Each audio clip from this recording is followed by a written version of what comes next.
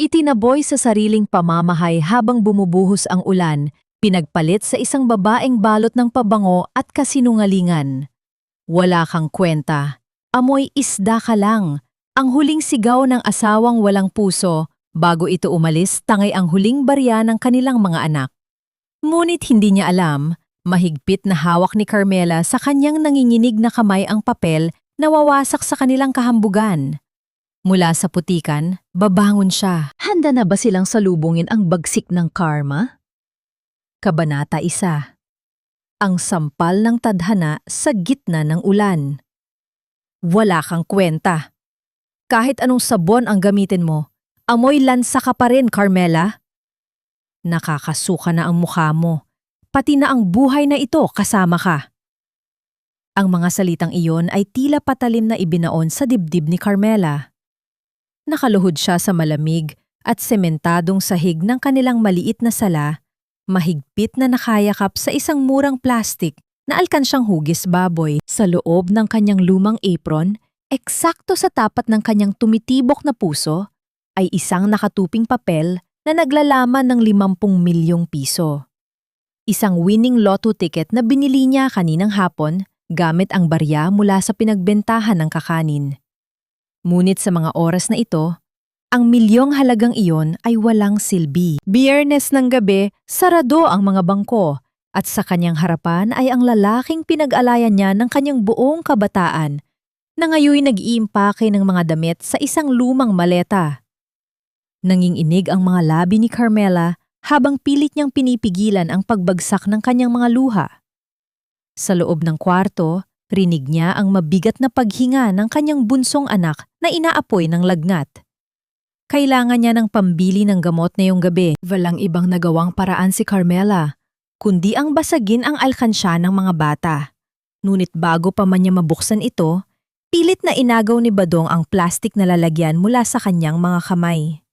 Walang awang inapakan ng kanyang asawa ang alkansya hanggang sa madurog ang plastik at magtalsikan ang mga barya sa sahig. Mabilis na pinulot ni Badong ang mga barya at isiniksik sa bulsa ng kanyang pantalon. Badong, parang awa mo na. Pagmamakaawa ni Carmela habang sinusubukang abutin ang paa ng asawa. Pambili ko yan ng gamot ni Bunso. Mataas ang lagnat niya. Kahit iwan mo na lang ang 50 piso, parang awa mo na sa anak mo. Sa halip na maawa, buong bagsik na itinulak ni Badong ang balikat ni Carmela. Nawala ng balanse ang ginang at bumagsak ang kanyang likod sa matigas na sahig. Ang sakit ng pagkakabagsak ay umabot hanggang sa kanyang gulugod. Ngunit mas masakit ang nakitang panlalamig sa mga mata ng lalaking minsan niyang pinangakuan sa harap ng altar. Kulang pa ito pambili ng kwintas para kay Rowena. Malamig na tugon ni Badong habang isinusukbit ang maleta sa kanyang balikat.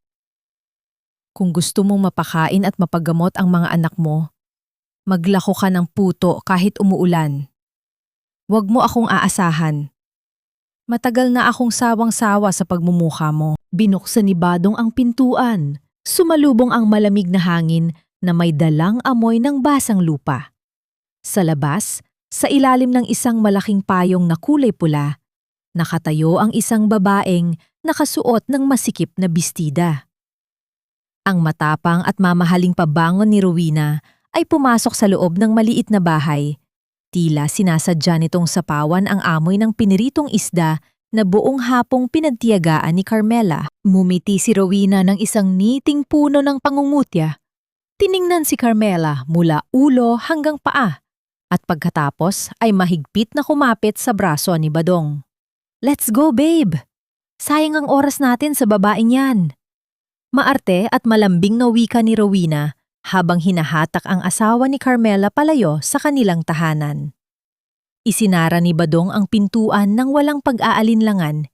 Iniiwan si Carmela sa gitna ng kadiliman at lamig. Naiwan siyang nakaupo sa sahig, nakatitig sa kahoy na pintuang naghiwalay sa kanya at sa lalaking minsan niyang itinuring na buong mundo. Hindi siya sumigaw. Hindi siya nagwala. Ang pinakamatinding sakit ay ang sakit na hindi mailabas ng boses. Pakiramdam niya ay may nakabara sa kanyang lalamunan habang ang kanyang buong katawan ay namamanhid. Gumapang ang kanyang maliliit na anak mula sa kwarto.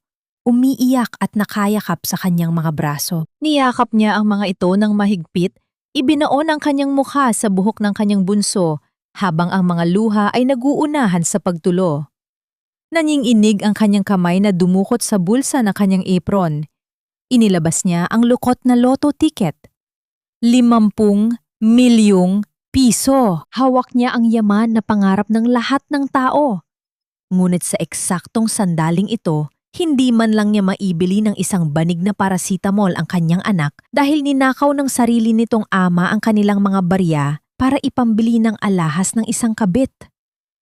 Isang mainit na luha ang pumatak mula sa mga mata ni Carmela. Dumapo ng tuwid sa mga numerong nakaimprenta sa papel. Lumabo ang itim na tinta.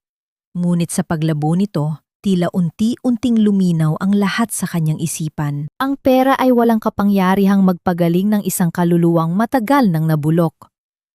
Sa gitna ng kanyang pagluha, biglang umilaw ang basag na screen ng kanyang lumang cellphone na nakapatong sa maliit na mesa. Isang mensahe mula sa isang numerong hindi nakarehistro ang lumitaw sa screen. Bago pa man niya maabot ang telepono upang basahin kung ano ang nakasulat, biglang bumukas ng marahas ang pintuan. Pumasok ang malakas na hangin. Kasunod ang paglitaw ng isang matandang babae na may nanlilisik na mga mata. Si Aling Susan, ang kanyang biyenan, ay nakatayo sa hamba ng pinto. Nakaduro ang hintuturo ng direkta sa mukha ni Carmela. Wala itong dalang awa o pag-aalala para sa mga apo nitong nilalamig at umiiyak. Ang mukha ng matanda ay nakangiwi sa matinding galit. Handang ibunton ang lahat ng kasalanan sa balikat ng isang inang wala ng makapitan. Kasalanan mo kung bakit lumayas ang anak ko. Madiin at puno ng put na bulyaw ni Aling Susan habang humahakbang palapit.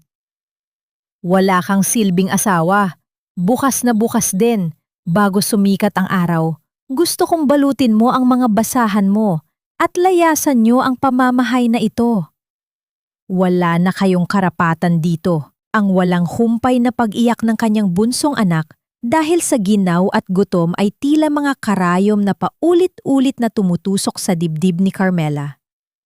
Sa halip na awain ang mga bata, mas piniling magbingi-bingihan ni Aling Susan. Walang pakundangang hinatak ng matanda ang kordon ng kanilang nag-iisang electric fan at binuhat ang lumang rice cooker.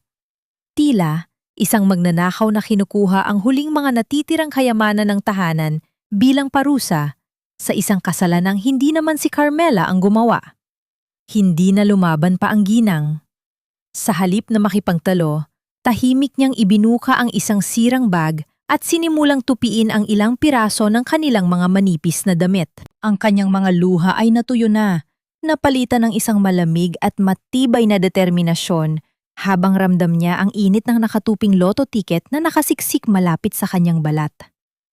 Wala siyang sinabing kahit isang salita tungkol sa papel na hawak niya. Alam niyang kung ipagkakatiwala niya ang balitang ito sa pamilyang walang ginawa, kundi maliitin siya, panibagong pasakit lamang ang kanyang aabutin. Binalot niya sa isang lumang kumot ang kanyang anak na inaapoy ng lagnat at mahigpit na hinawakan ang kamay ng kanyang panganay. Lumabas sila ng bahay habang patuloy na bumabagsak ang maninipis na ulan na tila nakikisimpatya sa kanilang pighati. Naglakad sila sa maputik na kalsada patungo sa sakayan ng bus ng walang hawak na payong. Pagsapit nila sa malamig at bakal na upuan ng waiting shed, naramdaman ni Carmela ang panginginig ng mga munting katawan ng kanyang mga anak. Walang pag-aalinlangang hinubad niya ang kanyang nag-iisang kupas na jacket. Maingat niya itong ibinalot sa dalawang bata, sinisigurong wala silang mararamdamang lamig habang hinayaan niya ang sariling balat na saluhin ang hapdi ng hanging gabi. Yakap-yakap niya ang mga ito ng mahigpit, nagsisilbing tanging pader na nagpoprotekta sa kanila mula sa kalupitan ng mundo.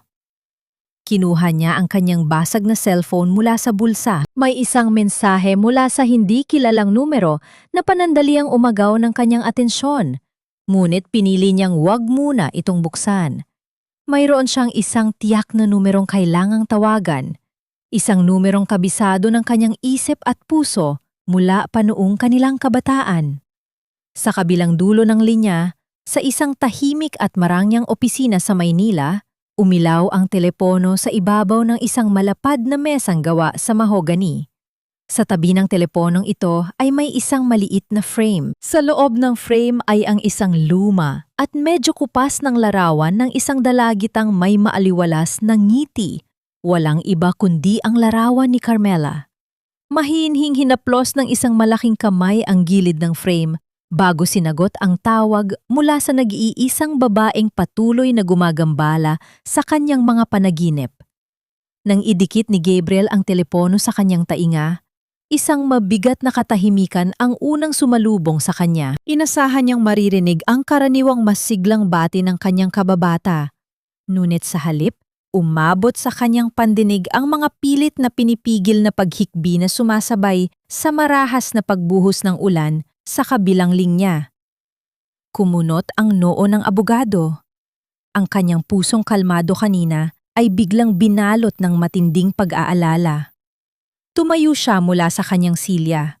Tuluyang nakalimutan ang lahat ng tambak na papeles na kailangan niyang basahin para sa isang malaking kaso. Carmela? Gabi na. May problema ba? Bakit ka umiiyak? Bakas ang matinding kaba sa baritonong tinig ni Gabriel.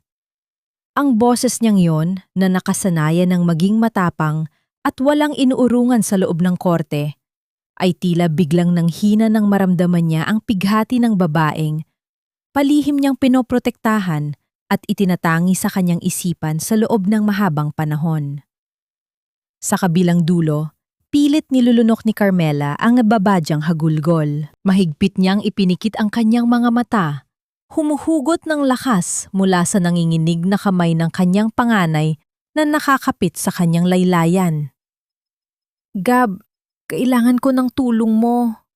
Basag at nanghihinang wika ni Carmela habang ang kanyang mga luha ay patuloy na humahalo sa patak ng ulan sa kanyang mukha. Wala na kaming matutuluyan ng mga bata. Pinalayas na kami. Tulungan mo ako magsimula ulit, Gab. Ayoko na. Ayoko nang maging ganito kawalang kwenta. Walang kahit anong pag-aalinlangan, walang mga katanungang nanghihingi ng mahabang paliwanag. Sumagot si Gabriel ng may buong kasiguraduhan. Just tell me where you are. Susunduin ko kayo agad. Hintayin mo ako dyan, Carmela. Ako na ang bahala sa inyo. Ang mga salitang iyon ay parang isang mainit na yakap na tumunaw sa yelong bumalot sa puso ni Carmela.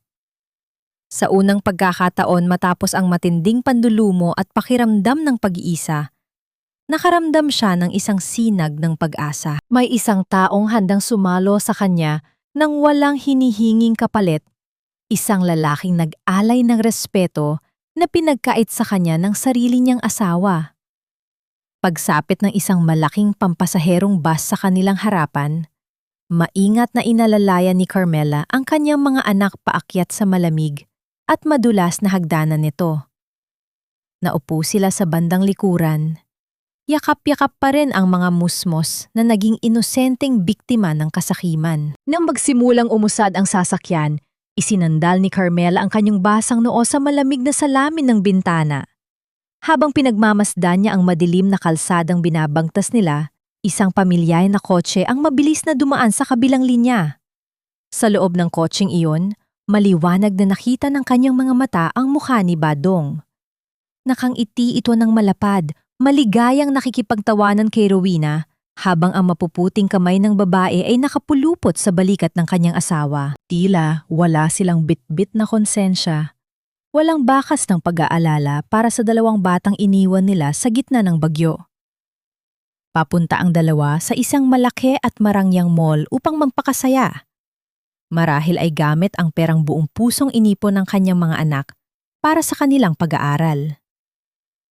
Tinitigan ni Carmela ang papalayong sasakyan hanggang sa maging isang tuldok na lamang ito sa gitna ng ulan. Ang panliliit at takot sa kanyang dibdib ay tuluyan ng nilamon ng isang nag-aapoy at tahimik na determinasyon. Hindi na siya iiyak para sa lalaking yon. Ang matingkad na kulay ng mga nagkikislapang ilaw ng malaking gusaling pupuntahan ni Badong ay tumimo sa kanyang isipan.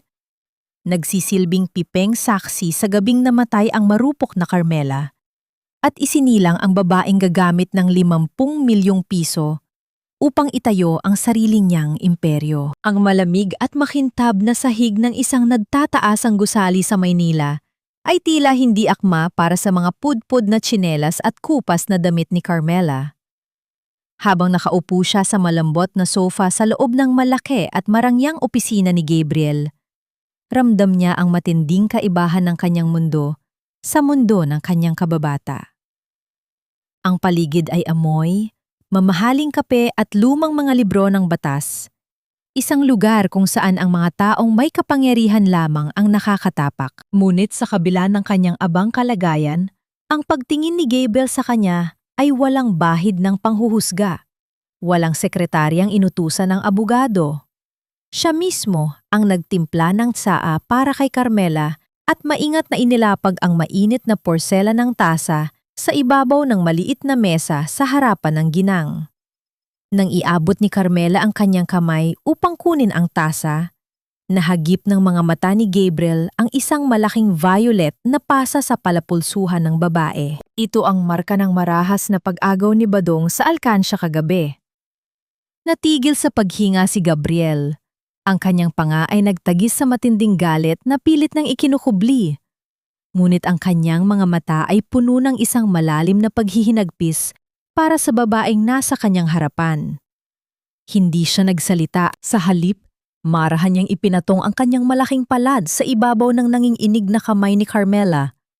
Nagbibigay ng isang tahimik ngunit matibay na pangako na mula sa araw na ito, walang sinuman ang maaaring manakit sa kanya.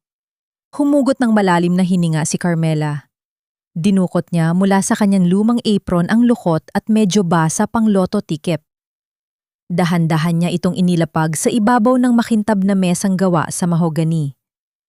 Tinitigan niyo ni Gabriel nang mapagtanto ng abogado kung ano ang hawak ni Carmela at kung magkano ang halaga ng mga numerong nakapaloob doon, isang bahagyang gulat ang dumaan sa kanyang mukha.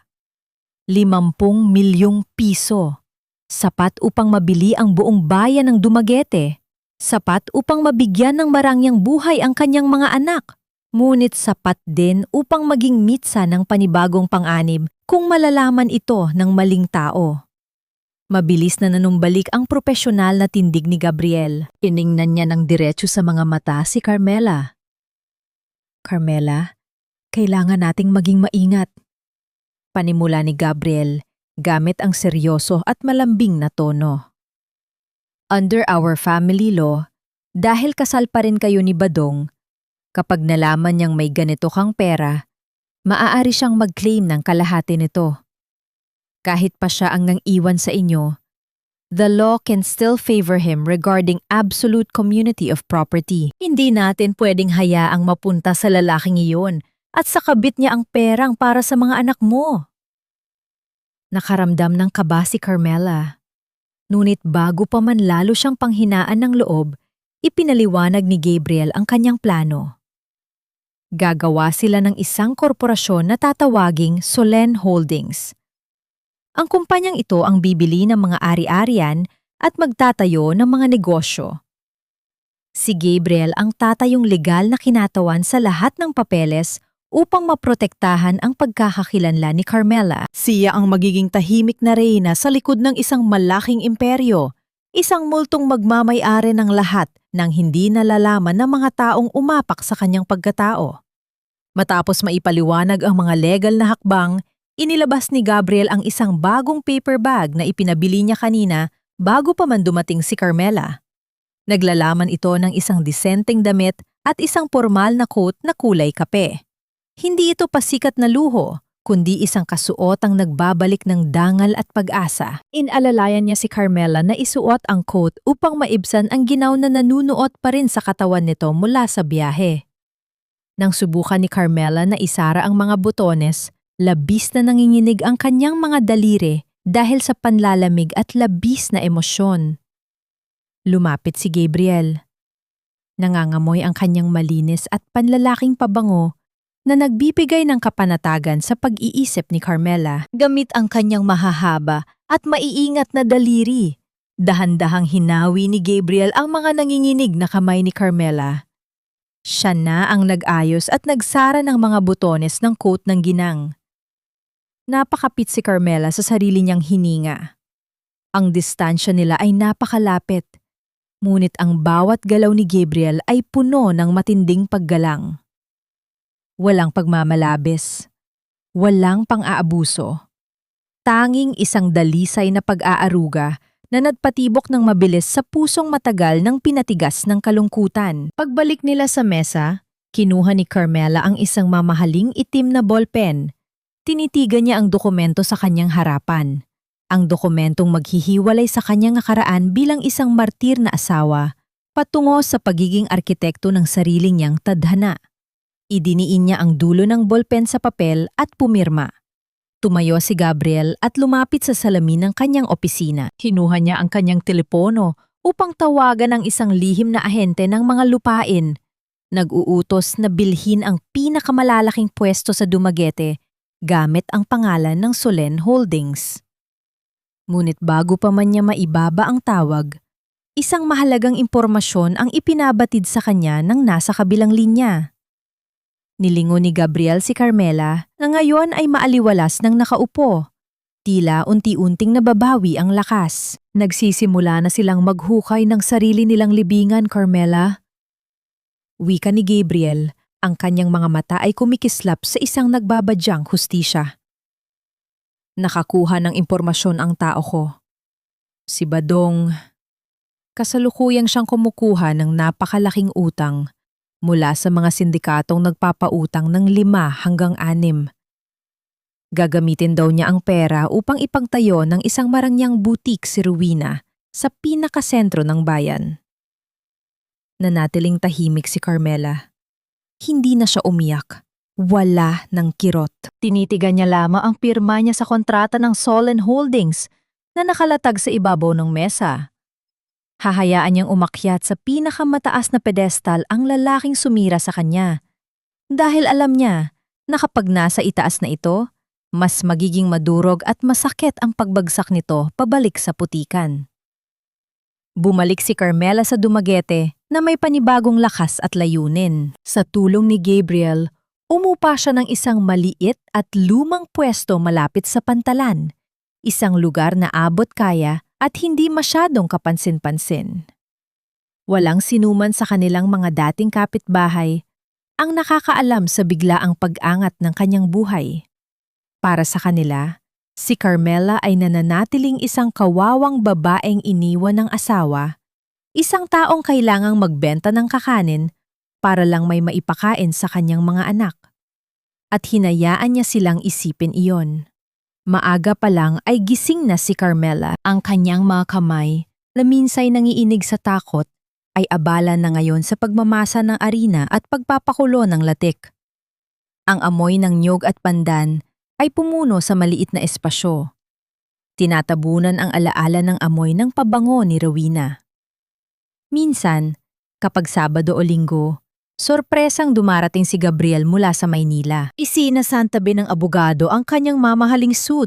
Ititiklop ang manggas ng kanyang puting polo at walang pag-aalinlangang tutulong sa pagmamasa ng harina at pag-aayos ng mga paninda.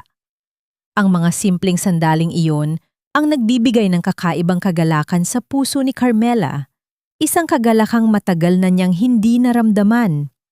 Sa kabilang banda ng bayan, isang engrandeng selebrasyon ang nagaganap. Ang Rowena's Boutique ay opisyal ng binuksan sa pinakasikat na commercial strip ng Dumaguete. Pula ang laso, kumikinang ang mga ilaw, at sagana ang mga mamahaling alak na ipinamimigay sa mga bisita. Si Badong, nakasuot ng isang makintab na suit na halatang inutang lamang, ay buong pagmamalaking nakatayo sa tabi ni Rowena. Ang kanyang dibdib ay nakabukol sa huwad na karangalan. Ang mga taong naroon na minsay kaibigan din ni Carmela ay isa-isang bumabati kay Badong, pinupuri ang kanyang tagumpay at ang ganda ng bago niyang kinakasama. Habang nagaganap ang selebrasyong iyon, isang grupo ng mga kababaihan na galing sa palengke ang napadaan sa maliit na tindahan ni Carmela. Ayan na pala ang iniwan ng Reyna. Mapanuksong bulong ng isa, sapat na para marinig ni Carmela. Habang ang asawa niya ay nagpapakasaya sa bagong butik, siya naman ay nagkukumahong sa pagbebenta ng puto. Kawawa naman. Sa halip na masaktan, isang mahinhing ngiti lamang ang isinukli ni Carmela. Lumabas siya mula sa kanyang tindahan. Dala-dala ang isang bilaw ng bagong luto at mainit-init pang biko. Mga ale, tikman ninyo itong unang luto ko. Libre lang po, pang-alis ng pagod ninyo sa pamamalengke. Nahiya ang mga babae, ngunit tinanggap pa rin nila ang alok ni Carmela. Sa unang subo pa lamang, ang kanilang mga mukha na puno ng pangungutya ay napalitan ng labis na pagkamangha. Ang tamis at linamnam ng biko ni Carmela ay walang katulad, isang lasang hinahanap-hanap na niluto ng may pagmamahal at dedikasyon. Samantalang naglalakad palayo ang mga babae, abala sa pag-uusap tungkol sa masarap na kakanin, isang hindi inaasahang bisita ang gumating sa tindahan ni Carmela. Si Gabriel, na akala niya'y nasa Maynila, ay tahimik na nakatayo sa kanyang likuran. Bago pa man makapagsalita si Carmela, marahan niyang pinunasan ng kanyang hinlalaki ang isang maliit na patak ng harina sa dulo ng ilong ng ginang. Biglang uminit ang mga pisngi ni Carmela. Isang nakakakilig na kuryente ang gumapang sa kanyang buong katawan. Isang pakiramdam na matagal na niyang nakalimutan sa ilalim ng malamig na pagtrato ni Badong. Bagay sa iyo ang maging masaya, Carmela? Mahinang bulong ni Gabriel. Ang kanyang mga mata ay puno ng paghanga. Habang nagaganap ang mga matatamis na sandaling iyon sa maliit na tindahan ni Carmela, isang ahente ng mga lupain ang abala sa pag-aasikaso ng mga papeles sa isang opisina hindi kalayuan. Binabago nito ang pangalan ng may-ari ng buong commercial strip kung saan nakatayo ang Rowena's Boutique. Ang bagong may-ari ng lupain na ayaw magpakilala ay kilala lamang sa pangalang Solen Holdings. Hinagabihan, habang isinasara na ni Carmela ang kanyang tindahan, isang matandang lalaking may malaking tiyan at balbas, sarado ang biglang pumarada sa kanyang harapan. Siya ay isang kilalang food critic sa kanilang probinsya. Naakit siya sa amoy ng mga paninda ni Carmela na abot hanggang sa kabilang kalsada. Bumili siya ng isang pirasong sapin-sapin. Pagkasubo niya, biglang nanlaki ang kanyang mga mata. Dahan-dahan siyang tumango. Isang ngiti ng purong kasiyahan ang gumuhit sa kanyang labi. Alam ni Carmela na mula sa araw na iyon, isang malaking pagbabago ang paparating. Ang amoy ng bagong umaga ay nagsisimula ng kumalat sa buong bayan. Tulad ng inaasahan, ang artikulong isinulat ng food critic ay naging mitsa ng isang hindi mapigilang sunog. Kinabukasan, matapos mailat-hala sa lokal na pahayagan, ang maliit na tindahan ni Carmela ay dinagsa ng mga tao. Ang dating mga tsismos ang kapitbahay na minamaliit siya ay ngayon ang nangungguna sa mahabang pila, nag-uunahan na makabili ng kanyang mga kakanin na tila ba ginto ang halaga. Ang maliit na pwesto sa gilid ng pantalan ay naging sentro ng usap-usapan, isang testamento na ang tunay na sarap ay hindi matatagpuan sa karangyaan, kundi sa sipag at pusong inilalaan sa bawat pagluto. Sa halip na maging sakim sa tagumpay, pinili ni Carmelita na ibahagi ang kanyang biyaya. Kumuha siya ng mga karagdagang tauhan upang tulungan siya sa pag-aasikaso ng mga mamimili. Ngunit hindi mga profesional na panadero ang kanyang hinanap. Ang una niyang kinuha ay si Aling Nena, isang balo na matagal nang tinitiis ang pananakit ng kanyang biyenan. Sumunod ay si Lita, isang dalagang ina na itinakwil ng sariling pamilya. Itinayo ni Carmela ang kanyang negosyo, hindi lamang para sa kanyang sarili, kundi para maging isang kanlungan para sa mga babaeng minsan na ring sinubok at dinurog ng tadhana.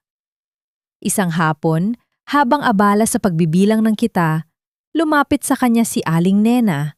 Ang mga mata nito ay namumugto sa luha. Ma'am Carmela, maraming salamat po. Humihikbing wika ng matanda habang mahigpit na hawak ang kanyang unang sobre ng sahod. Dahil po dito, maipapatingin ko na sa doktor ang anak kong matagal nang may hika. Hindi niyo po alam kung gaano kalaking tulong ito sa amin. Tinitigan ni Carmela si Aling Nena at sa mga mata nito, nakita niya ang sarili niyang refleksyon. Ang ina na handang gawin ang lahat. Handang lunukin ang bawat patak ng hirap para lamang sa kapakanan ng kanyang mga anak. Habang ang tindahan ni Carmela ay puno ng init ng pagtutulungan at pag-asa, ang Rowena's Boutique naman ay nananatiling malamig at walang buhay. Ang mga mamahaling damit ay nakasabit ng walang kumikilos sa mga estante. Tila mga estatwang naghihintay ng mga taong hindi darating. Nagpupuyos sa galit si Rowena. Ibinato niya ang isang mamahaling bag sa sahig. Ang mukha ay nakangiwi sa inis. "This is all your fault, Badong!" Sigaw niya sa lalaking abala sa pag-aayos ng mga maniken. "Ang cheap kasi ng dating mo! Your friends are all cheap!" Paano tayo makakakuha ng mga mayayamang kliyente kung ang mga kakilala mo ay puro mga hampas lupa? We need new stocks. Yung mga bag na galing pa sa Italy. Maghanap ka ng pera. I don't care how you do it, just give me money. Namutla si Badong. Ang perang inutang niya ay paubos na at ang mga sindikato ay nagsisimula ng maningil ng interes. Ngunit mas natatakot siyang mawala si Rowena kaysa sa mga taong humahabol sa kanya. Sa gitna ng kanyang desperasyon, isang madilim na ideya ang pumasok sa kanyang isipan. Lihim siyang nakipagkita sa isang kahina-hinalang ahente ng lupa. Nang walang paalam sa kanyang ina, isinanla niya ang titulo ng kanilang ancestral na bahay at lupa, ang nag-iisang ari-ariya na pamana pa ng kanyang yumaong ama. Habang kumipirma sa kontrata, isang malamig na kaba ang gumapang sa kanyang dibdib. Ngunit iwinaksi niya ito. Para kay Rowena, gagawin niya ang lahat. Hindi niya napansin, sa kabilang kalsada, may isang lalaki nakatayo sa ilalim ng puno, may malaking tattoo sa braso at matamang nakatitig sa bawat kilos ni Rowena sa loob ng boutique na parabang ito'y isang bagay na pag-aari niya. Kinagabihan, bumisita si Gabriel sa bagong apartment na tinitirhan ni Carmela. Dala-dala niya ang isang makapal na folder na naglalaman ng mga orihinal na titulo ng lupa. Inilatag niya ito sa ibabaw ng mesa. "It's official," nakanghiting wika ni Gabriel. "Solen Holdings now owns the entire Dumaguete commercial strip. You are now, officially, their landlord."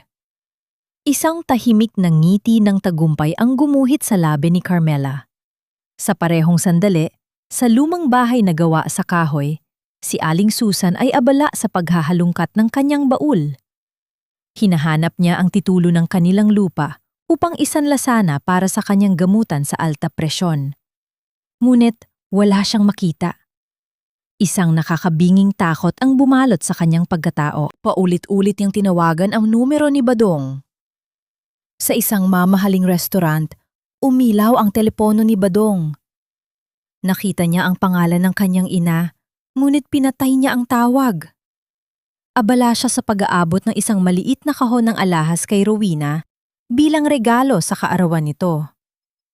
Sa kabilang banda, si Aling Susan, na hindi na makahinga sa sobrang kaba at pag-aalala, ay napahawak sa kanyang dibdib. Ang paningin niya ay unti-unting nagdilim at ang kanyang katawan ay bumagsak ng walang lakas sa sahig. Ang telepono ay tumilapon mula sa kanyang kamay.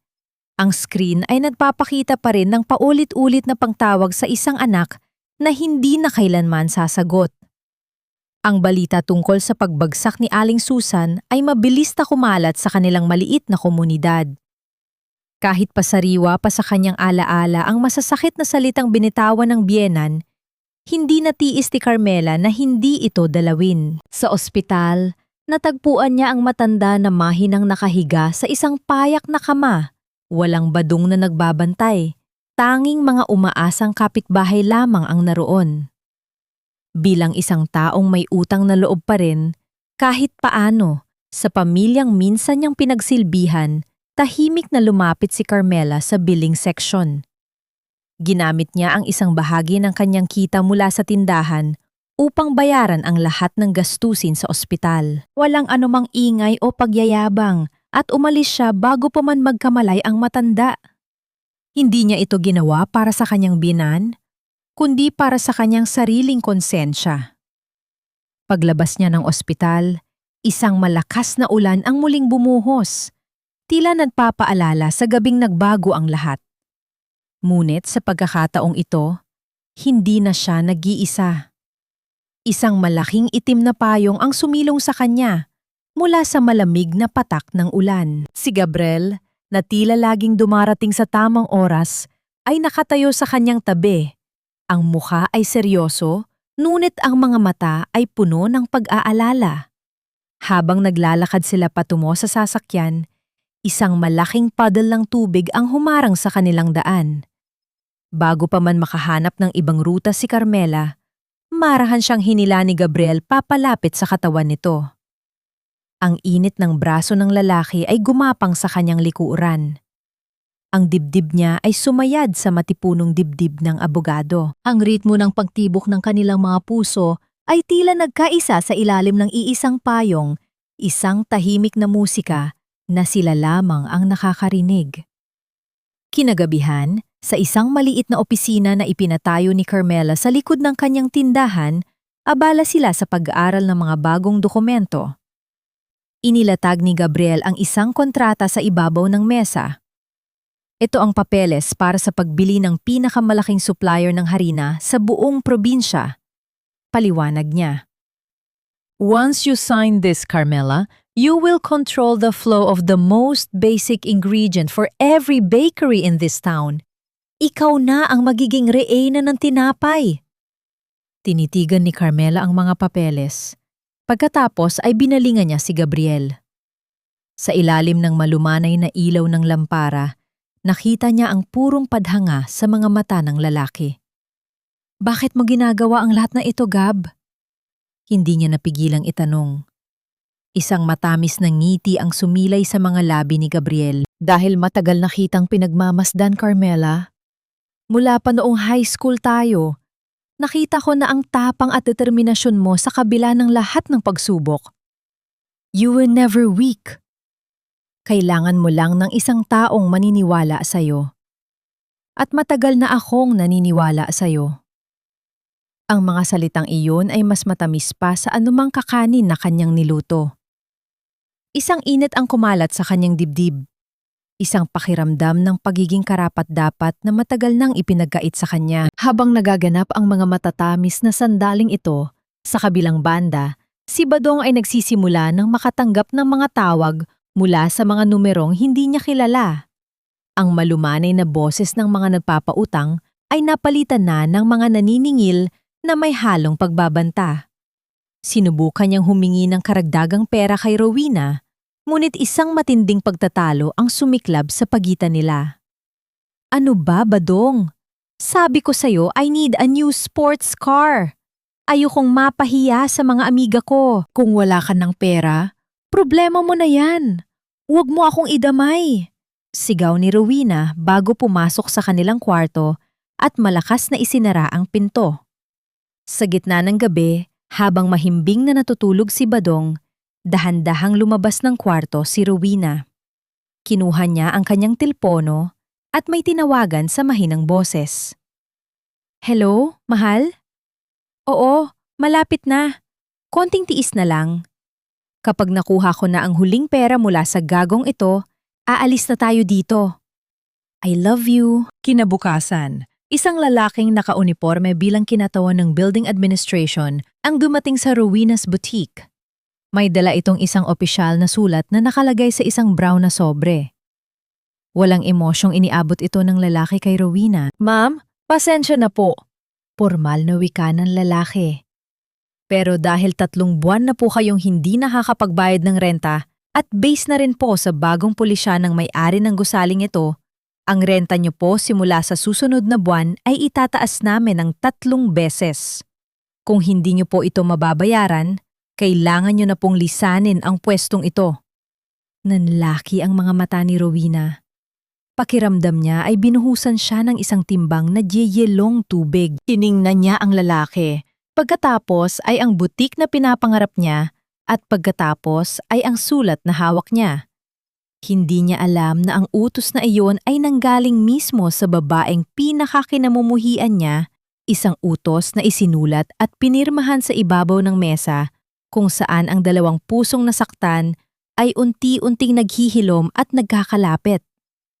Ang mga mata ni Badong ay nanlilisik sa matinding takot. Paulit-ulit siyang nagbababalikat. Sinusubukang makakuha ng karagdagang pautang. Ngunit bawat bangko at institusyon ay mariin ng tumanggi. Ang kanyang pangalan ay itim na sa kanilang listahan. Isang anino ng pagkabigo na sumusunod sa bawat hakbang niya. Sa halip na matuto, pinili niyang ipagpatuloy ang kanyang ilusyon ng karangyaan.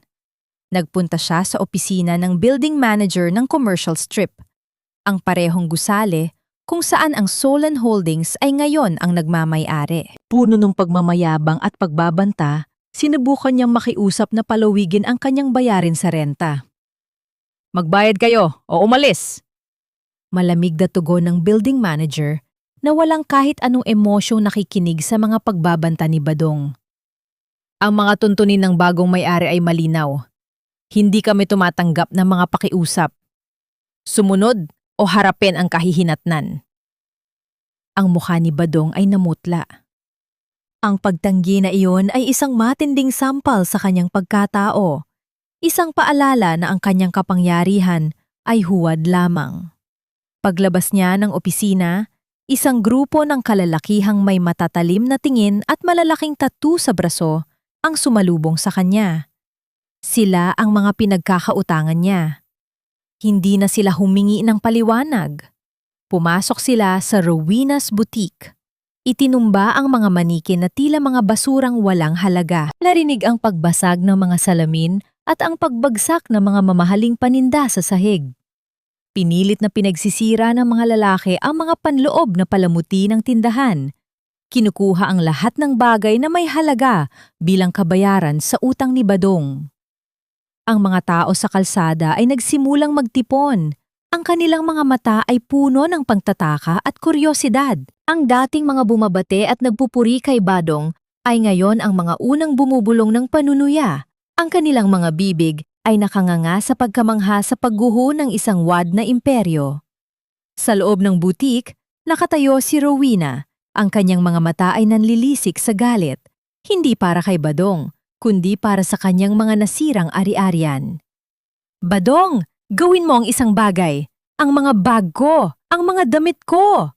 Sigaw niya. Rowena, please. Pagmamakaawa ni Badong, ang kanyang muha ay basang-basa ng pawis at luha. Ilabas mo ang emergency fund natin. Ang perang naipon mo. Please, iligtas mo tayo dito. Ngunit isang malamig na tawa ang isinukli ni Rowena. Emergency fund? Sa tingin mo ba meron akong emergency fund para sa isang lalaking walang ginawa kundi sirain ang buhay ko? Walang-wala akong pera para sa'yo. Ikaw ang may gawa niyan. Huwag mo akong damayin. Matigas na inalis ni Rowena ang kamay ni Badong na nakakapit sa kanya. Ang mga matatalim niyang kuko ay kumalmot sa braso ng lalaki, tila isinisisi ang lahat ng nangyari sa lalaking minsan niyang pinaniwala ang susi sa kanyang karangyaan. Sa parehong sandali, sa kabilang dulo ng bayan, isang bagong sangay ng Pan de Carmela ang nagbukas. Ang tindahan ay mas malaki, mas moderno at mas maganda. Ang hangin ay puno ng amoy ng mainit na tinapay at kape. Ngunit si Carmela, na nakasuot ng simpleng puting blouse, ay nanatiling mapagpakumbaba. Hindi siya naglabas ng kahit anong salita ng pagmamayabang, tanging isang mahinahong ngiti ang kanyang ibinibigay sa bawat taong lumalapit. Ang kanyang tagumpay ay isang tahimik na himig na pumupuno sa bawat sulok ng Dumaguete. Habang naglalaro ang dalawang anak ni Carmela sa isang sulok ng bagong tindahan, abala sa pagguhit, may inabot ang kanyang panganay na anak na isang drawing. Sa drawing, may isang babaeng nakasuot ng apron na may hawak na tinapay at sa tabi nito ay dalawang masayang bata. At sa tabi ng mga bata, isang matangkad na lalaki na may suot na salamin. Mama, tingnan mo! Ito si Mama at si Kuya at si Bunso at si Tita Lita at si Tito Gab! Maligayang wika ng bata, walang kamalay-malay sa drama na nagaganap sa kabilang bayan. Sa parehong gabi, sa labas ng tindahan ni Carmela, isang matandang babae ang naglalakad ng payat at nangangayayat. Si Aling Susan, na kamakailan lang ay lumabas ng ospital, ay walang pagod na naghahanap kay Badong. Narinig niya ang balita na nawala ang titulo ng kanilang lupa at ngayon ay nawala na rin ang kanyang anak. Ang kanyang mga mata ay puno ng pagtataka at kawalan ng pag-asa. Sino ang magliligtas sa kanya mula sa mga kaganapang hindi niya maintindihan? Sino ang sasalo sa kanya ngayong ang anak niyang inaasahan ay wala na? Sa gitna ng lahat ng kaguluhan, isang lalaking may malaking tattoo sa braso. Ang parehong lalaki na minsan nang nakita sa labas ng butik ay tahimik na pumasok sa bahay ni Rowena. Niyakap niya ang babae ng mahigpit, tila walang pake sa kaguluhan sa labas. Si Rowena, sa kanyang sariling paraan, ay mayroon ng ibang kanlungan, isang kanlungan na matagal na niyang inihanda ng lihim. Kinabukasan, sa harapan ng wasak na Rowena's Boutique, pumasok si Rowena sa loob ng tindahan, dala-dala ang isang malaking itim na maleta. Walang paalam, walang pag-aalangan, inilabas niya ang mga damit ni Badong mula sa loob ng bahay. Isa-isa niyang ipinagpag ang bawat damit at pagkatapos ay walang awang inihagis sa labas ng pintuan. Ang mga damit ni Badong ay bumagsak sa maruming semento ng kalsada, ang parehong kalsadang minsan niyang dinaanan nang may pagmamayabang. Ang maleta ni Badong ay bumagsak sa harapan ng Rowena's Boutique, sa eksaktong lugar kung saan ang puso ni Carmela ay unang nadurog. Ang maleta ni Badong, na minsay daladala niya ng may pagmamayabang patungo sa bagong buhay kasama si Rowena, ay nayo'y nakahandusay sa maruming semento ng kalsada. Ang mga damit niya ay nakakalat, basang-basa sa ulan, tila mga patay na dahon na tinangay ng hangin. Walang awang ibinagsak ni Rowena ang pinto, iniiwan si Badong sa gitna ng kadiliman at lamig ng hating gabi. Puno ng galit at hinanakit, paulit-ulit na pinaghahampas ni Badong ang pintuan. Ang kanyang boses ay tila isang alulong ng isang nasaktang hayop. Rowena! Buksan mo! Walang-wala na ako!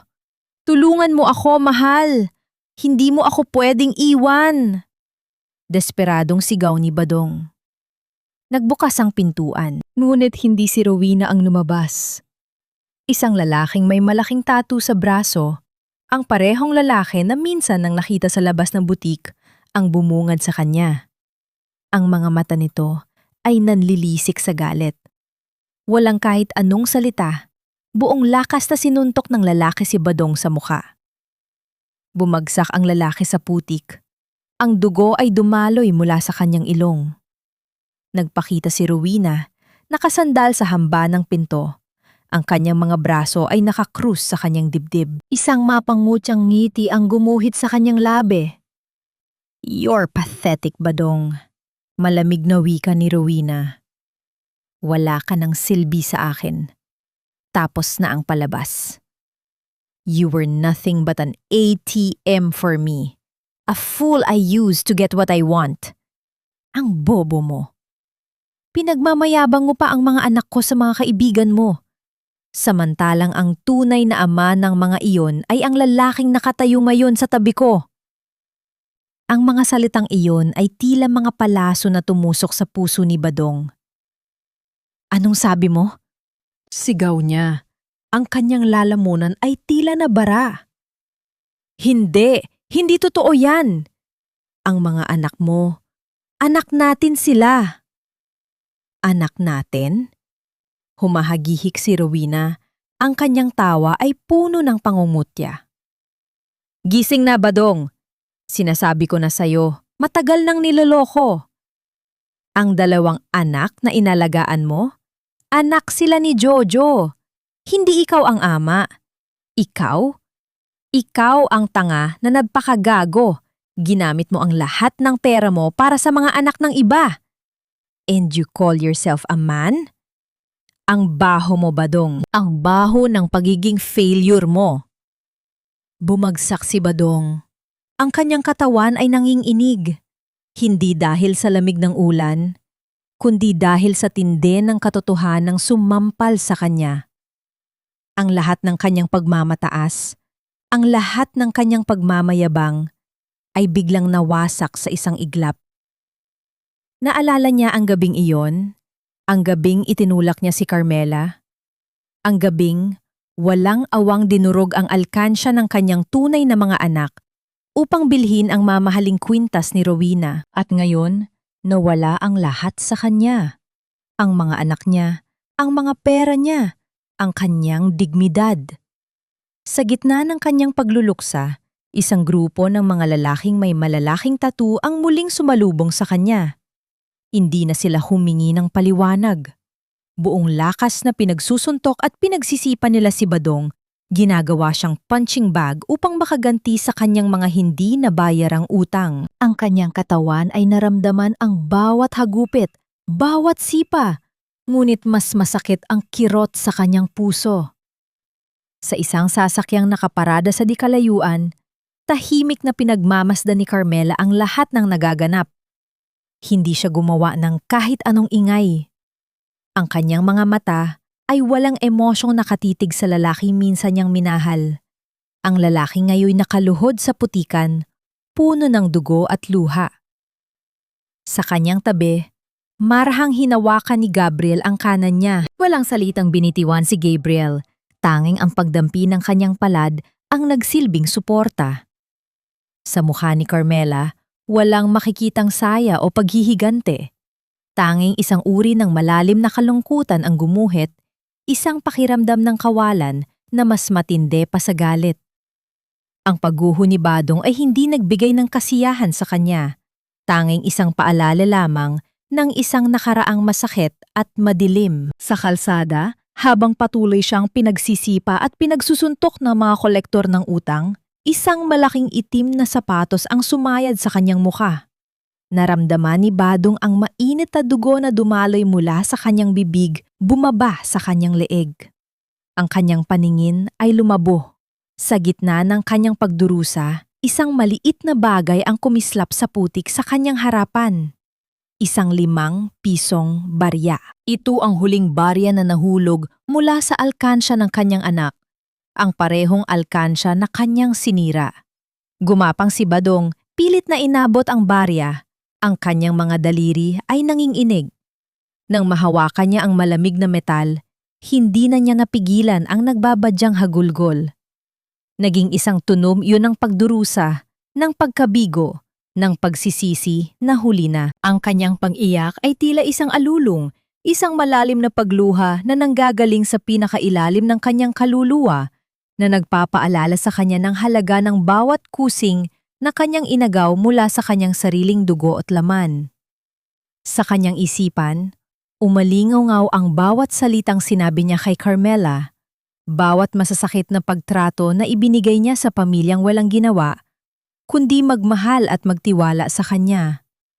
Nawala ang lahat. Ang karangyaan, ang kabit, ang pagmamataas. Ngayon, wala na siyang anumang hawak kundi ang 5 pisong barya at ang mabigat na pasanin ng kanyang mga kasalanan. Kinabukasan, sa isang maaliwalas na umaga, ang amoy ng mainit na tinapay at kape ay pumuno sa hangin ng Dumaguete. Ang mga tao ay masayang naglalakad, dala ang kanilang mga trabaho at mga pangarap. Sa labas ng pinakamalaking sangay ng Pan de Carmela, isang anino ang dahan-dahang gumapang. Isang lalaking puno ng putik at dugo. Ang kanyang mga mata ay nanlilisik, ngunit blangko sa pagkabigo, ay dahan-dahang bumagsak sa mainit na sementadong sahig. Ang kanyang katawan ay tila isang sirang manikin, walang buhay, tila isang alaala ng nakaraang matagal ng matapos. Ang amoy ng sariwang tinapay na nanggagaling sa loob ng tindahan ay tila isang matamis na pangungutya sa kanyang kalunos-lunos na kalagayan. Sa sariwang umaga ng Dumaguete, ang amoy ng bagong lutong tinapay mula sa Pan de Carmela ay lumutang sa hangin. Ngunit sa labas ng tindahan, isang imahe ng kalunos-lunos na pagbagsak ang sumalubong sa mga unang nagtatrabaho. Si Badong, na ang mukha ay halos hindi na makilala sa dami ng galos at sugat, ay walang malay na nakahandusay sa paanan ng tindahan. Ang kanyang damit ay punit-punit at basang-basa ng putik. Ang kanyang katawan ay tila isang walang buhay na kahoy. Isang empleyado ang unang nakakita sa kanya. "Ma'am Carmela!" Sigaw niya. Ang boses ay puno ng takot. "May pulubi po sa labas. Mukhang pinagbubugbog." Lumabas si Carmela mula sa kanyang opisina sa loob ng tindahan. Ang kanyang mukha ay kalmado. Ang kanyang mga mata ay walang kahit anong bakas ng gulat o pagkabigla. Nakasuot siya ng isang eleganteng cream-colored na blazer at isang simpleng itim na pantalon. Ang kanyang buhok ay maayos na nakatali. Ang kanyang presensya ay nagdadala ng isang awtoridad na matagal nang nawala sa dating Carmela. Nang makita niya ang nakahandusay na katawan sa labas, wala siyang sinabing kahit isang salita. Ngunit sa isang iglap, nagkatinginan sila ni Gabriel na bagong dating sa opisina. Sa mga mata ni Gabriel, nakita niya ang isang matinding pag-aalala para sa kanya, isang tahimik na tanong kung ano ang kanyang gagawin. Dahan-dahang lumapit si Carmela kay Badong. Marahan niyang inutusan ang kanyang mga empleyado na huwag itong paalisin, ngunit huwag din itong lapitan. Yumuko siya, tiningnan ang lalaking nakahandusay. Unti-unting iminulat ni Badong ang kanyang mga mata. Nang masilaya niya ang mukha ni Carmela, isang matinding gulat ang bumalot sa kanyang pagkatao. Ang babaeng nasa kanyang harapan ay hindi na ang maputlang asawang minamaliit niya. Si Carmela ay ngayon ay isang babaeng may kakaibang karilagan at kapangyarihan. Ang kanyang balat ay makinis. Ang kanyang mga mata ay matalim, ngunit puno ng lalim. Ang presensya niya ay nagdadala ng isang dignidad na malayo sa dating amoy lansa na Carmela. "Carmela?" Basag at nang-inginig ang boses ni Badong. Pilit niyang inabot ang kamay ng ginang, ngunit umatras lamang si Carmela. Hindi niya hinayaan na madikit ang marumi at sugatan na kamay ng lalaki sa kanyang balat. Bigyan niyo siya ng isang platong tinapay at isang basong tubig. Mahinahong utos ni Carmela sa kanyang mga empleyado. Ang kanyang tinig ay walang kahit anong emosyon. "At huwag kayong lumapit masyado." Nahihiya ang mga empleyado, ngunit sinunod nila ang utos ng kanilang boss. Inilapag nila sa semento ang isang platong may tinapay at isang basong tubig sa harap ni Badong.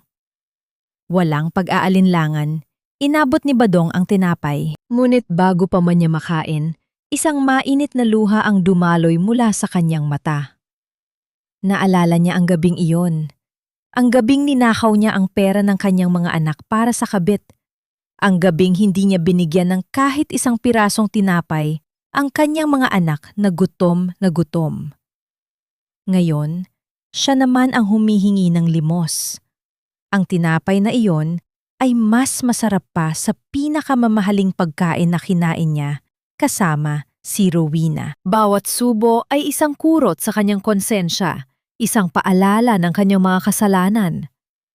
Habang abala si Badong sa pagkain, dumating ang mga anak ni Carmela galing sa eskwelahan. Nakita sila ni Carmela mula sa labas. "Mama!" Sigaw ng kanyang panganay. Masiglang niyakap ang kanyang ina. Ngunit nang makita niya ang nakahandusay na lalaki sa semento, agad itong kumapit sa likuran ni Carmela. "Sino po yan, Mama? Ang dami niyang sugat. Ang baho niya. Nakakatakot." Tiningnan ni Carmela ang kanyang anak, pagkatapos ay binalingan si Badong. Hindi niya sinabi sa mga bata kung sino ang lalaking iyon. "Huwag kang mag-alala, anak. Isa lang siyang, matanda na naliligaw." Wika ni Carmela. Ang kanyang tinig ay puno ng lambing. pilit na itinatago ang katotohanan mula sa mga musmos na isipan. Sa isang sulok ng palengke, hindi kalayuan sa "Pande Carmela!" Isang matandang babae ang abala sa pagpulot ng mga gulay na nahulog mula sa mga tindera. Si Aling Susan, ang dating matapang at maipagmamalaking ina, ay ngayon ay isang ordinaryong obrero na lamang. Ang kanyang damit ay marumi.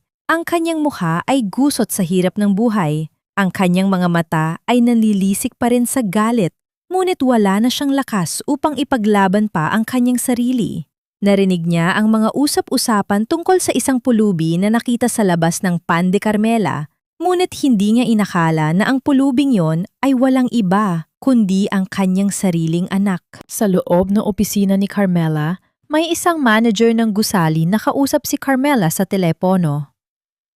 "Ma'am Carmela, may update po ako sa inyo." Wika ng manager. "Yung pwesto po ng Rowena's Boutique, nalinis na po at wala na pong bakas ng kaguluhan. Available na po ulit for lease. Ano po ang plano niyo sa property, ma'am?" Sa labas ng tindahan, narinig ni Badong ang huling salita ng manager. Nabalik sa kanyang isipan ang lahat ng nangyari. Ang pwesto ng Rowena's Boutique, ang utos na itaas ang renta. Ang bagong may-ari ng gusali, ang pangalan ng Solen Holdings. Nag-umpisa nang magkonekta ang bawat piraso ng puzzle sa kanyang isipan. Isang matinding gulat ang bumalot sa kanyang mukha. Isang malaking rebelyasyon ang biglang sumampal sa kanyang pagkatao. Isang katotohanan na mas masakit pa sa bawat sugat sa kanyang katawan. Ang bawat piraso ng katotohanan ay tila matutulis na basag na salamin na tumutusok sa puso ni Badong. Ang Solen Holdings, ang manager ng gusali, ang pagtaas ng renta, ang Rowena's Boutique, ang lahat ay nagkonekta sa kanyang isipan, nagbigay liwanag sa isang katotohanang mas masakit pa sa bawat sugat sa kanyang katawan. Tumayo si Badong ng walang lakas. Ang kanyang mga mata ay nanglilisik sa isang matinding pagkabigla. "Carmela, hindi! Hindi yan totoo!" Sigaw niya. Ang kanyang boses ay nanginginig sa takot at pagkabigla. Pilit niyang sinundan si Carmela papasok sa kanyang opisina. Ang kanyang katawan ay puno pa rin ng putik at amoy ng basang lupa. Sa loob ng opisina, lumingon si Carmela. Ang kanyang mukha ay seryoso. Ang kanyang mga mata ay walang kahit anong bakas ng galit o poot, tanging isang malalim na kalungkutan lamang. "Badong, tapos na ang laro." Malamig na wika ni Carmela. "Kailangan nating mag-usap." Lumuhod si Badong sa harap ni Carmela. Ang kanyang mukha ay basang-basa ng luha. "Mahal, please. Patawarin mo ako." Pagmamakaawa niya. Naloko lang ako ni Rowena. Siya ang may kasalanan. Mahal, bumalik ka sa akin. Para sa mga anak natin. Mahal, hindi ko sinasadya. Babayaran ko ang lahat ng kasalanan ko." Sinubukan niyang hawakan ang kamay ni Carmela. Ngunit mabilis itong inalis ng ginang. "Ang mga anak natin?" Mapait na ngiti ang sumilay sa labi ni Carmela.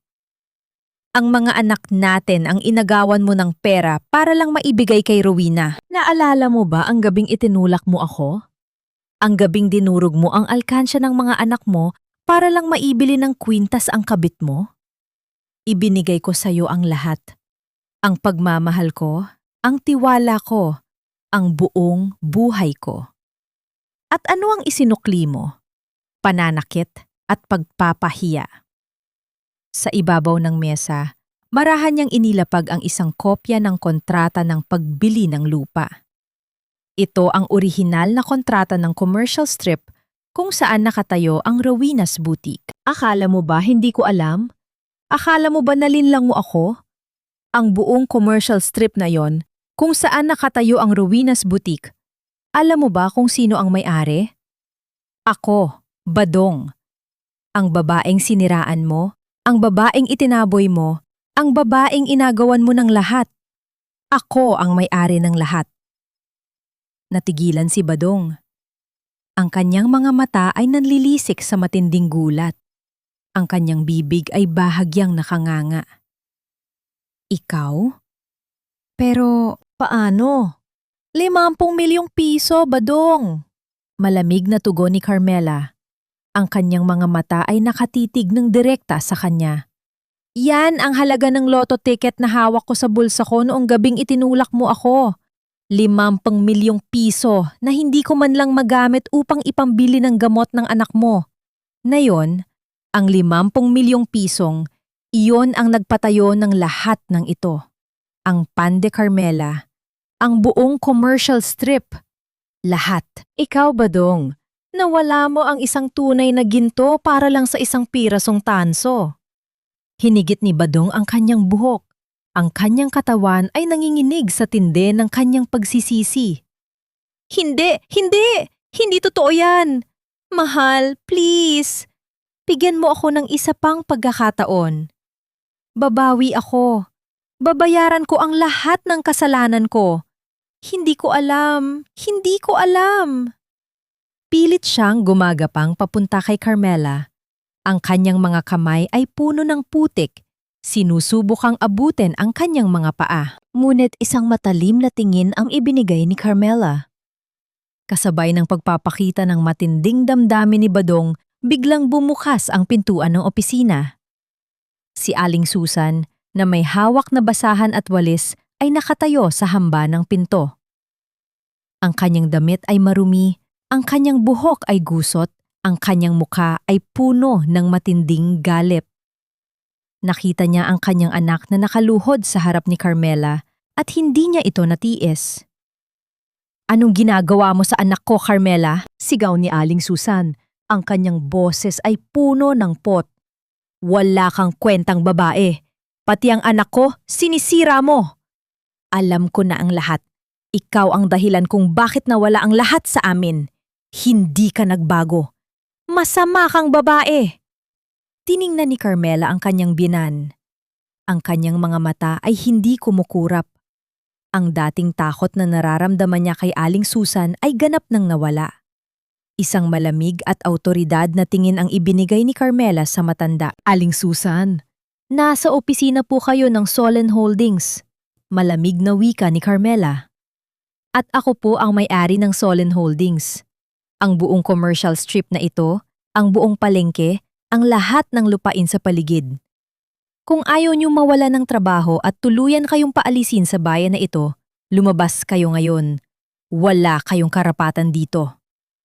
Natigilan si Aling Susan. Ang kanyang bibig ay nakanganga. Ang kanyang mga mata ay nanlilisik sa matinding gulat. Ang babaeng minamaliit niya, ang babaeng itinaboy niya, ay ngayon ang may-ari ng lahat. Sa mga sandaling yon, ang lahat ng pagmamataas ni Aling Susan ay tila nabasag na salamin, bumagsak sa kanyang harapan, nagpapakita ng kanyang kalunos-lunos na kalagayan. Lumabas si Gabriel mula sa likuran, tahimik na nakatayo sa tabi ni Carmela. Ang kanyang presensya ay nagbibigay ng matibay na suporta. Tiningnan niya si Badong, pagkatapos ay si Aling Susan at sa kanilang mga mukha, nakita niya ang purong pagkabigo. Kinuha ni Carmela mula sa kanyang drawer ang isang bagay na matagal na niyang inihanda. Hindi ito pera, hindi rin alahas. Ito ay isang itim na lumang apron na puno ng mansa. Walang kahit anong salita, inihagis niya ito ng direkta sa mukha ni Badong. Bumagsak ang apron sa kanyang kandungan. Ang mga mata ni Badong ay nanlilisik sa isang matinding pagtataka. Gusto mo manatili? Fine, magtrabaho ka. Ang lumang itim na apron na ibinato ni Carmela ay bumagsak sa kandungan ni Badong. Ito ang parehong apron na ginamit niya noong una siyang nagsimulang magtinda ng kakanin sa gilid ng kalsada, puno ng mansa ng pawis, grasa at luha. Tinitigan yun ni Badong. Ang kanyang mga mata ay nanlilisik sa isang matinding pagtataka. Hindi niya maintindihan ang ibig sabihin ng kanyang asawa. Kung gusto mong manatili sa lupaing ito, Badong, may isang trabaho akong maiaalok sa'yo. Malamig na wika ni Carmela. Ang kanyang tinig ay walang kahit anong emosyon. Ngunit hindi bilang asawa ko. At hindi rin bilang tatay ng mga anak ko. Bilang isang manggagawa. Kukunin kita bilang kargador ng sako-sakong harina sa bodega. Ang sahod mo ay minimum. Kung ayaw mo, malaya kang umalis. Na yon. Nanlaki ang mga mata ni Badong. Hindi niya inakala na ganoon ang magiging haton ni Carmela. Ang kanyang pagmamataas ay tila nabasag na salamin sa kanyang harapan. Ang dating mayabang na si Badong Reyes ay ngayon ay isang kargador lamang sa bodega ng kanyang dating asawa. Hindi siya makapaniwala. Ngunit nang makita niya ang matatalim na tingin ni Carmela, alam niyang hindi ito biro. Walang siyang pagpipilian. Sa kanyang tabi, si Aling Susan ay nagpupuyos sa galit. Anong sinasabi mo, Carmela? Ang anak ko? Maging kargador? Ang anak ko ay isang Badong Reyes. Hindi siya gagawa ng ganyang klase ng trabaho. Sigaw ni Aling Susan. Ang kanyang mukha ay namumula sa galit. Ngunit bago pa man makasagot si Carmela, lumabas si Gabriel mula sa likuan. Hawak ang isang mahabang dokumento. Aling Susan, kung hindi po kayo titigil sa pagsigaw, kailangan ko po kayong paalisin dito. At bilang abogado ni Carmela, kailangan ko po kayong bigyan ng abiso. Ang lupain po na ito, pati na ang lumang bahay nyo, ay nabili na po ng Solen Holdings. Natigilan si Aling Susan. Ang kanyang bibig ay nakanganga. Hindi totoo yan. Hindi ka makakakuha ng bahay namin. Ito po ang proof of ownership. Wika ni Gabriel, ipinapakita ang mga papeles. Huwag po kayo mag-alala, Aling Susan. Hindi namin kayo ipapalayas. Sa halip, dahil sa kabutihan ni Carmela, bibigyan po kayo ng trabaho bilang janitress sa palengke. Ito po ang kontrata ng trabaho at ang titulo ng lupa. Napatingin si Aling Susan sa kontrata ng trabaho at sa titulo ng lupa. Ang kanyang mga kamay ay nanginginig. Sa unang pagkakataon, nakaramdam siya ng matinding hiya. Muling binalingan ni Gabriel si Badong. Badong, ito ang divorce papers. Malamig na wika ni Gabriel. At ito naman ang documents na mag-aalis sa'yo ng karapatan sa mananang mga anak mo. Hindi ka na magiging bahagi ng kanilang buhay, maliban na lang kung hahayaan ka nila. Kung pipirmahan mo ito, may pagkakataon kang bumalik bilang isang tao. Kung hindi, ikaw na ang bahala sa kapalaran mo. Ngayon na. Walang pag-aalinlangan, kinuha ni Badong ang bolpen. Ang kanyang kamay ay nanginghinig habang pumipirma sa mga dokumento. Bawat pirma ay isang patalim na tumutusok sa kanyang pagmamataas. Sa sandaling iyon, ang kanyang pagiging Badong Reyes, ang mayabang na lalaking minsay ng api, ay tuluyan ng namatay. Kinabukasan, maaga pa lang ay naroon na si Badong sa bodega. Nakasuot siya ng itim na apron, ang kanyang damit ay puno ng harina. Ang kanyang mga kamay na minsay malinis at walang bahid ng paggawa, ay ngayon ay puno ng mga kalyo at paltos. Buong pagod niyang binuhat ang sako-sakong harina, ang kanyang katawan ay nanginginig sa bawat hakbang. Ang mga dating kapitbahay at mga kakilala na minsay kaibigan niya ay ngayon ang kanyang mga kasamahan sa trabaho. Ngunit sa halip na makipag-usap, pinili nilang huwag siyang pansinin. Isang tahimik na paghatol ang ibinigay nila sa kanya. Bawat kuskos ng sako sa kanyang likod ay tila isang paalala ng kanyang mga kasalanan. Sa gitna ng kanyang pagod, isang patak ng tawis ang dumaloy mula sa kanyang noo, pumasok sa kanyang mata at nagdulot ng matinding hapdi. Naramdaman ni Badong ang mainit na luha na dumaloy sa kanyang pisngi, humalo sa pawis. Naalala niya ang mga giyera na nakita niya sa kamay ni Carmela. Ang pawis na pumuno sa kanyang noo sa pagbebenta ng kakanin, ang mga luha na hindi niya nakita, ang mga pighati na hindi niya pinansin. Ngayon, siya naman ang nakakaranas ng lahat ng iyon. At walang sinuman ang nag-aalala sa kanya. Umuulan. Ang malakas na pagbagsak ng ulan ay nagbibigay ng isang tahimik na musika sa buong bayan. Sa loob ng kanyang opisina, nakaupo si Carmela. Tiningnan niya ang labas ng bintana, ang mga patak ng ulan na bumabagsak sa salamin. Sa tabi niya, si Gabriel ay tahimik na nakatayo. Ang kanyang mga mata ay nakatitig sa mukha ng ginang. Ang kanyang mga mata ay puno ng isang malalim na damdamin, isang pag-ibig na matagal nang inilihim, isang pag-ibig na naghihintay ng tamang oras. Patuloy ang pagbagsak ng ulan sa Dumaguete, tila naghuhugas sa mga lumang pighati at nagbibigay daan sa bagong simula. Sa loob ng opisina, nanatiling tahimik si Carmela. Ang kanyang mga mata ay nakatitig sa bintana, pinagmamasdan ang mga patak ng ulan. Sa kanyang tabi, si Gabriel ay lumapit. Marahan niyang inabot ang kamay ni Carmela at isinara ang laptop na nakabukas sa kanyang harapan. Carmela, sapat na. Sapat na ang pagtatrabaho. Sapat na ang paglaban. Sapat na ang lahat ng sakit. Lumingon si Carmela. Nakita niya ang isang matinding damdamin sa mga mata ni Gabriel. Isang pag-ibig na matagal nang inilihim. Isang pag-ibig na tila naghihintay ng tamang oras. Inabot ni Gabriel ang kanyang pisngi. Marahang hinaplos ang kanyang balat. Matagal na kitang pinagmamasdan, Carmela. Mula pa noong mga panahong hirap ka, hanggang ngayon na nasa tuktok ka ng tagumpay. Hindi ako nagmahal ng isang mayaman na babae. Nagmahal ako ng isang babaeng matapang, malakas, at may busilak na puso. Hindi mo kailangang magpanggap na matapang sa harap ko. Hayaan mong ako ang maging pader mo. Hayaan mong ako ang magmahal sa'yo. Hindi kita iiwan, Carmela. Hindi kailanman. Sa mga sandaling yon, ang lahat ng pader na itinayo ni Carmela sa kanyang puso ay gumuho. Ang kanyang mga mata ay namasa. Ang kanyang lalamunan ay tila nabara. Sa loob ng mahabang panahon, hinayaan niyang kainin siya ng galit at pighati. Ngunit sa mga salitang iyon ni Gabriel, nakaramdam siya ng isang kapayapaan na matagal na niyang hinahanap. Marahang iniangat ni Gabriel ang mukha ni Carmela. Idinampi niya ang kanyang no sa no ng ginang, isang tahimik na pangako ng pag-ibig at pag-aaruga.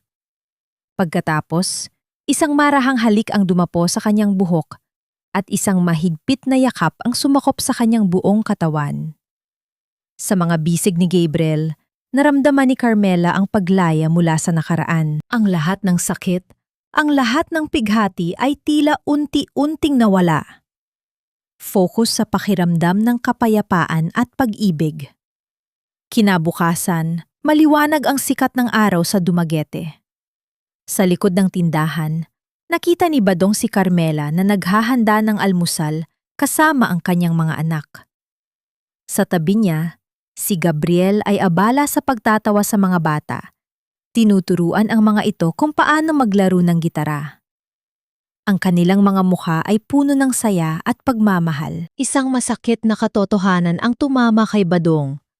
Siya ay hindi na bahagi ng pamilyang iyon. Ang kanyang pwesto ay napalitan na ng isang lalaking mas karapat-dapat. Wala siyang naramdamang galit. Sa halip, isang malalim na pagtanggap ang pumuno sa kanyang puso. Tahimik siyang tumalikod, binuhat ang sako-sakong harina, at nagpatuloy sa kanyang trabaho. Ang kanyang kapalaran ay kanyang pinili, at kailangan niya itong panindigan. Sa radyo, isang balita ang umalingaw-ngaw. Si Rowena Salvatierra at ang kanyang kinakasamang si Jojo ay inaresto dahil sa kasong pagnanakaw at pagbebenta ng ilegal na droga. Ang kanilang palasyon ng kasinungalingan ay tuluyan ng gumuho. Sa parehong linggo, nagbukas si Carmela ng isang bagong project, ang Sanctuary of Hope, isang tirahan para sa mga kababaihang biktima ng pang-aabuso at karahasan sa tahanan. Isinulat niya ang isang malaking tseke mula sa Solen Holdings. Hindi na ito tungkol sa milyong halaga ng pera. Ito ay tungkol sa kapangyarihan ng isang babaeng bumangon mula sa abo. isang babaeng gumamit ng kanyang sakit upang maging pag-asa ng iba. 5 taon ang lumipas at ang Dumaguete ay nanatiling payapa. Ang mga alon ng dagat ay patuloy na humahaplos sa dalampasigan, tila nagdadala ng mga bagong simula.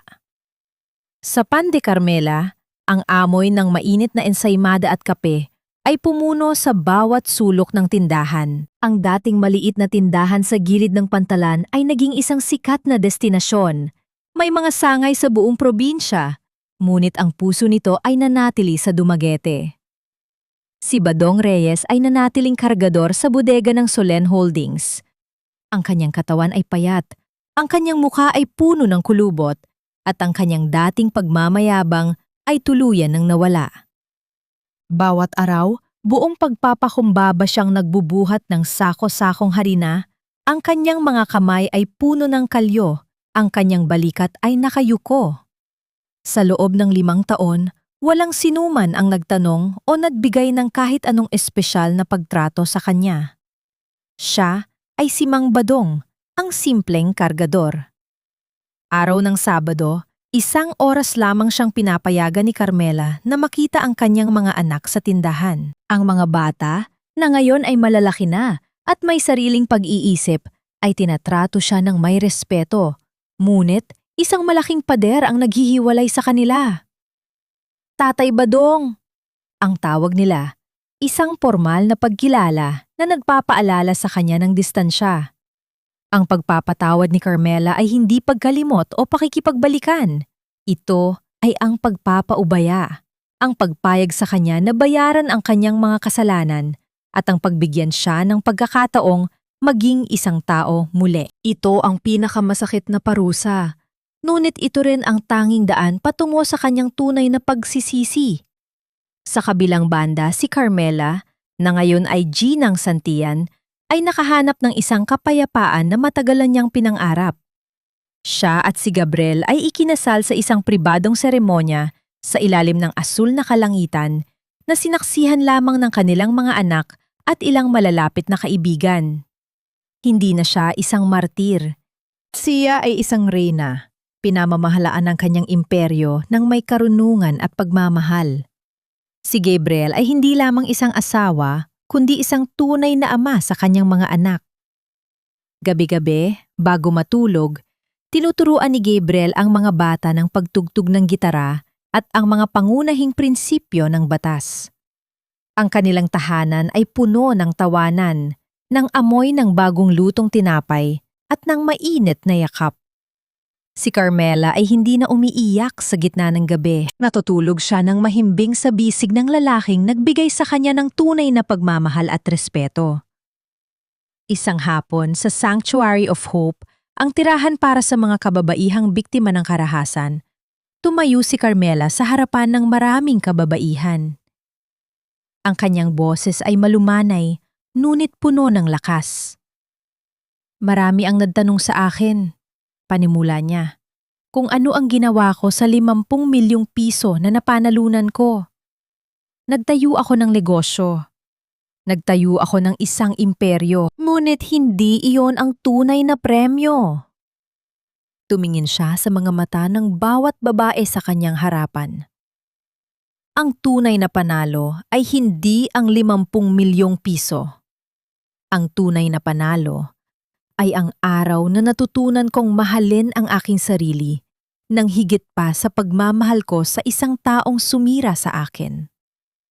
Ang araw na nakuha ko ang aking dignidad, ang araw na natuklasan ko na ang aking halaga ay hindi nakasalalay sa kung sino ang asawa ko, kundi sa kung sino ako. Sa bawat isa sa inyo, tandaan nyo ito.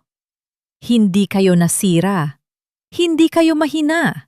Kayo ay mga reyna at may karapatan kayong bumangon at magsimula muli.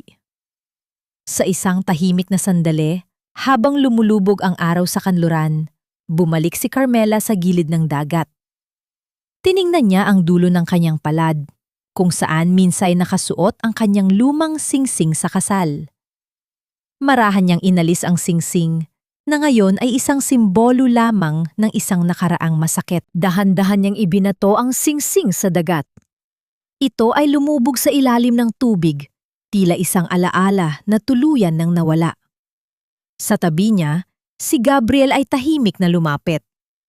Niyakap niya ang kanyang asawa at marahang inabot ang kamay ni Carmela.